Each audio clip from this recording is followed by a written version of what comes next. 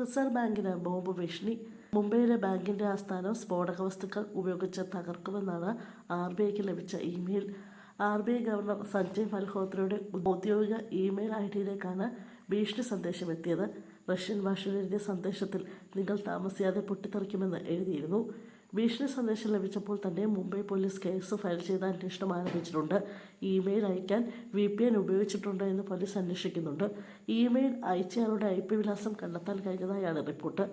6 വർഷത്തിന് ശേഷം അധികാരമൊഴിഞ്ഞ ശക്തികാന്ത ദാസിന് പകരമായി പുതിയ RBI governor Sanjay Malhotra reserve ബാങ്കിന്റെ 26ാമത് ഗവർണറായി ചുമതലയേറ്റതിന് ദിവസങ്ങൾക്ക് ശേഷമാണ് ഭീഷണി ഇമെയിൽ വന്നത്. രാജസ്ഥാൻ കേഡറിലെ IAS ഉദ്യോഗസ്ഥനായ മൽഹോത്രയെ പ്രധാനമന്ത്രി നരേന്ദ്രമോദിയുടെ നേതൃത്വത്തിലുള്ള ക്യാബിനറ്റാണ് ഗവർണർ സ്ഥാനത്തേക്ക് തിരഞ്ഞെടുത്തത്.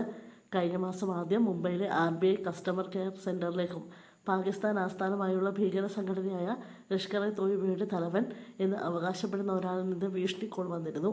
ലഷ്കർ-ഇ-തോയ്ബയുടെ CEO എന്ന് സ്വയം പരിചയപ്പെടുത്തിയ അയാൾ RBI കസ്റ്റമർ കെയർ സെന്ററിലേക്ക് വിളിക്കുകയും ഒരു ഇലക്ട്രിക് കാർ തകരാറിലാണെന്ന് അവകാശപ്പെട്ട് പിന്നീട് റോഡ് തടയാൻ ഉദ്യോഗസ്ഥരോട് ആവശ്യപ്പെടുകയും ചെയ്തു. സംഭവം ഉടൻ തന്നെ RBI ഉദ്യോഗസ്ഥർ മുംബൈ പോലീസ് റിപ്പോർട്ട് ചെയ്യുകയും അവർ തെരച്ചിൽ നടത്തുകയും ചെയ്തിരുന്നു. എന്നാൽ അന്ന് സംശയാസ്പദമായ ഒന്നും കണ്ടെത്താനായില്ല.